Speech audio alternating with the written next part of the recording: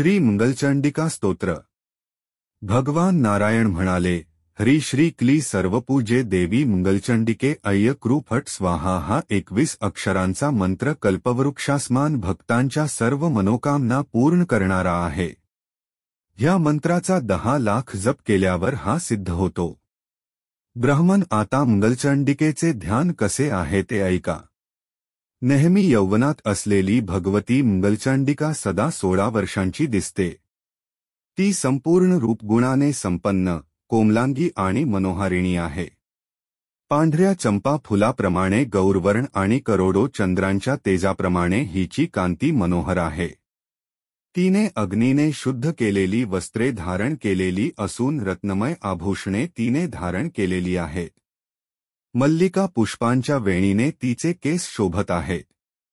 बिंबासारखे लाल ओठ, सुंदर दंतपंक्ती तसेच शरद ऋतूंत उमललेल्या कमळासारखे मुख व त्यावर मंद हास्याची छटा शोभून दिसत आहे। सर्वांना संपदा देणारी ही जगदंबा नावेसारखी संसार सागरात तारून नेते। मी नेहमी हिचे भजन करतो, असे हे भगवती मंगलचंडिकेचे ध्यान आहे। तसेच तिचे स्तवन आहे, ते ऐका। शंकर म्हणाले, हे जगन्माते मंगलचंडिके, तू सर्व विपत्तींचा नाश करणारी आहेस, तसेच सदा आनंद व कल्याण निर्माण करणारी आहेस। माझे रक्षण कर, माझे रक्षण कर। खुल्या हातांनी आनंद व कल्याण देणाया हर्षमंगलचंडिके, तू शुभा, मंगलदक्षा, शुभमंगलचंडिका, मंगला, मंगल करणारी तसेच सर्वमंगलमंगला म्हणून ओळखली जातेस। हे देवी, साधू सज्जनांचे कल्याण करण्याचा तुझा स्वाभाविक गुण आहे। तू सर्वांसाठी मंगलाचा आश्रय आहेस। देवी, तू मंगल ग्रहाची इष्टदेवी आहेस। मंगळवारी तुझी पूजा केली पाहिजे।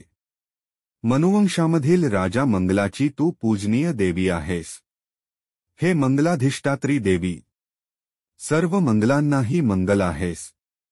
जगांतील सर्व मंगल लोक तुझेच आश्रित आहेत। तू सर्वांना मोक्ष देऊन मंगल करणारी आहेस।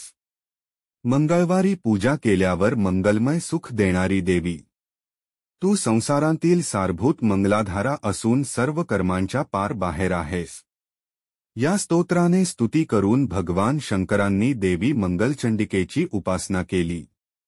प्रत्येक मंगळवारी त्यांनी तिचे पूजन केले। अशा रीतीने भगवती सर्वमंगला सर्वप्रथम भगवान शंकरांकडून पूजिली गेली आहे। तिचा दुसरा उपासक मंगल ग्रह, तिसरा उपासक राजा मंगल आणि चौथ्या वेळी काही सुंदर स्त्रियांनी या देवीचे पूजन केले आहे। पाचव्या वेळी मंगल व्हावे म्हणून पुष्कळ लोकांनी देवी मंगलचंडिकेचे पूजन केले। त्यानंतर विश्वेश भगवान शंकरांनी पूजलेली ही देवी सर्व विश्वात नेहमी पूजली जाऊ लागली। हे मुने, यानंतर देव, मुनी, मनु, मानव आणि इतर सर्व या परमेश्वरीचे पूजन करू लागले।